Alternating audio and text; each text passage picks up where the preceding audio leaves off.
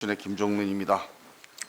먼저 후보자님 헌법재판관 후보자 추천되신 거 축하드리고요. 감사합니다. 지금 사안의 중대성 또 상황의 엄중성을 볼 때 헌법재판관 후보자로서 좀 남다른 각오로 임해주시기를 부탁을 드립니다. 지금 그 12.3 계엄 사태가 사안이 얼마나 중대하냐 하는 점에 대해서는 뭐 특별히 더 말씀을 안 드려도 다 알 것 같습니다. 간단하게 요약을 하자면 국민의 주권자인 국민의 기본권이 중대하게 침해된 사례입니다.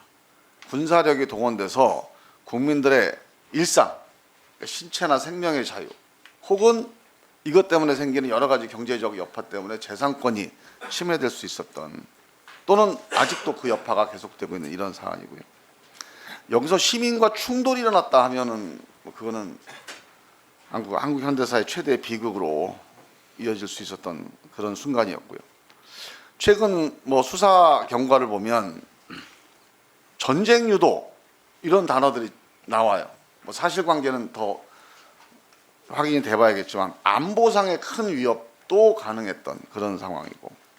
국제적인 대한민국에 대한 평가가 여러 가지로 부정적인 평가가 지금 흘러나오고 있는데 국익에도 엄청난 훼손이 되는 이런 사안이어서 이 문제에 대해서 우리가 조금 더 심각한 그런 인식을 가지고 바라봐야 된다. 그래서 국회가 이제 탄핵 소추를 했습니다. 이 사안의 심각성을 반영했다고 보는데요. 이 탄핵 심판의 핵심 쟁점을 한번 좀 정리를 해보면 요 PPT 한번 좀 올려봐 주세요.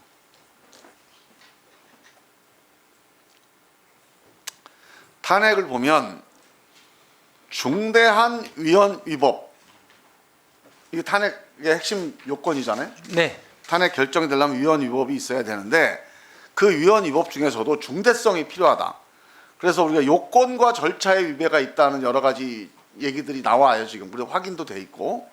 근데 이 점에 대해서는 피소추인 측에서 중대성에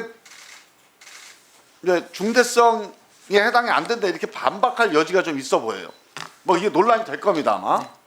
그런데 내란죄 혐의가 만약에 확정된다, 또 내란죄가 확인된다 하면 중대성 문제에 대해서 더 이상 이건 재론의 여지가 없는 거 아니겠습니까?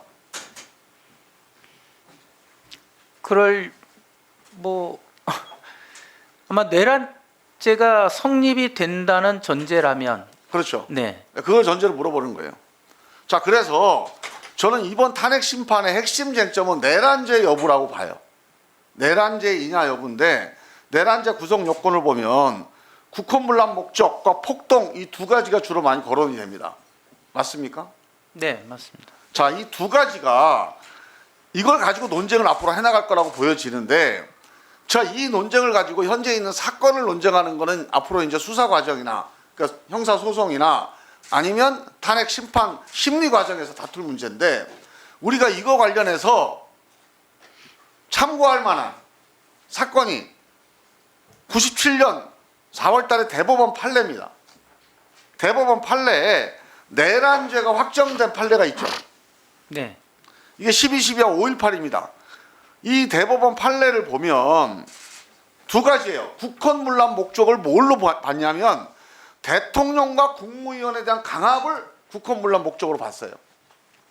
이게 해당이 되죠? 이게 대법원 판례예요, 이거는. 네, 대법원 판례에 네. 그렇게 되어 있습니다. 그다음에 두 번째로 폭행이나 협박, 공포심 조장까지를 넓은 의미의 폭동으로 해석을 했습니다. 네, 최광의로 해석을 예, 하고 있는 이것도 것도 맞죠? 있습니다. 네. 자, 그러면 이 대법원 판례를 가지고 12월 3일 계엄 이 사건을 한번 미리 보면 제가 여러 번 강조하지만 이게 내란죄일 수밖에 없는 가장 결정적인 증거가 포고령 1호입니다. 국회활동 금지, 헌법기관의 무력화. 이 첫 번째 헌법기관의 무력화가 국헌문란의 목적에 해당되는 빼박 증거예요. 대통령과 국무위원을 헌법기관이라고 해서 이 대통령 국무위원 강압을 국헌문란으로 본 거잖아요.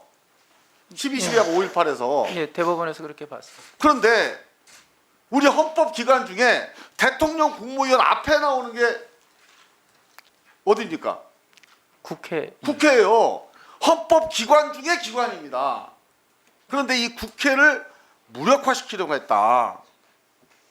이거는 국헌문란을 피해갈 수가 없습니다.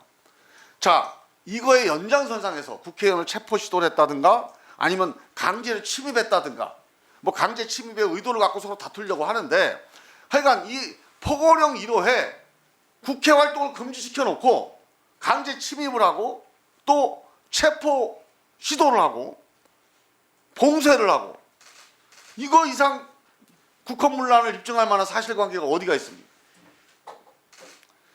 봉쇄 위협 공포심 조장 이거는 우리 12.12나 5.18에서 대법원 판례에서 결정했던 넓은 의미의 폭동에 해당된다. 저는 이렇게 봅니다. 제 판단에 대한 혹시 의견 있으세요? 그거는 아직 수사 중인 사건이어서 제가 네. 말씀드리기가 적절치 않습니다. 그러니까 수사 중인 사건은 사실관계를 더 알아야 된다는 거죠. 네. 지금 나와 있는 사실관계를 가지고 얘기하는 거예요. 추가 사실관계는 뭐 그 다음에 얘기해요. 지금 나와 있는 거 봉쇄했죠.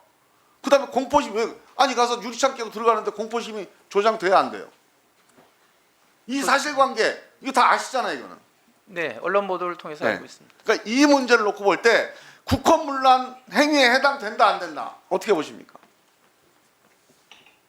국헌문란의 목적이라는 부분이 지금 말씀하신 행위만으로 성립이 될지 여부는 아 제가 아까 추가적인 말씀드렸죠. 포고령 1호가 뭡니까? 국회 활동의 금지예요. 국회 활동을 금지시키는 목적을 품었다면 국헌문란의 목적이 있어요 없어요? 국헌문란의 네, 목적은 2분 더 드리겠습니다. 그 법률의 규정상은 헌법기관의 기능을 상실시키는 행위 자체로 규정되어 있는 것은 맞습니다. 그런데 그러한 행위가 실질적으로 어떻게 이루어진지 여부는 지금 수사 중인 사건이어서 제가 정확한 후보자님. 사실관계를 알겠습니다. 후보자님. 네, 그러니까 수사가 필요한 사안은 사실관계에 관한 거고요. 네, 포고령 1호는 이거 국가 문서로 발표가 된 겁니다. 이 사실관계를 특정할 이유가 없어요. 다 이미 특정돼 있는 거잖아요. 네, 그 포고령 1호라는 것도 증거로서 수사나 재판에 쓰여질 가능성이 있는 내용인 것은 그게 맞습니다. 증거가 된다면 증거로 채택이 된다면 이거는 국회 활동을 금지한다. 이 포고령 1호는 국헌문란 목적에 해당됩니까 안 됩니까? 증거가 된다면. 증거가 된다면 불리한 증거가 될 가능성은 있습니다. 1분 더 드릴게요. 아니 그렇게 답변하지 마시고 그냥 국헌문란 목적에 해당돼요 이거는. 뭐 불리한 증거를 떠나서 이 증거를 가지고 탄핵을 하느냐 여부 그 중대성에 대한 판단은 또 다른 이제 그 판관의 재량이겠지만 기본적으로 국헌문란 목적에 해당되느냐 여부에서는 이거 가지고 무슨 논란의 여지가 어디가 있습니까? 이게요 이 중대성이 제가 이제 이게 시간이 없으니까 보충질에 더 설명을 한번 질문을 드리겠는데 지금 이번 이 12.3 계엄 사태는 지난 97년 대법원 내란죄에 대한 판례에 비추어 볼 때 내란죄를 피해갈 길이 없다 저는 이렇게 봅니다. 그리고 이 점에 대해서 형사소송이 진행되지 않더라도 대법원 판례는 기본적으로 기판력이라는 게 있잖아요. 그래서 이거는 기본적으로 이 판례를 헌법재판소가 인용해서 형사소송 결과에 준해서 적용할 수가 있는 거죠. 하나의 기준이 되는 건 맞습니다. 네.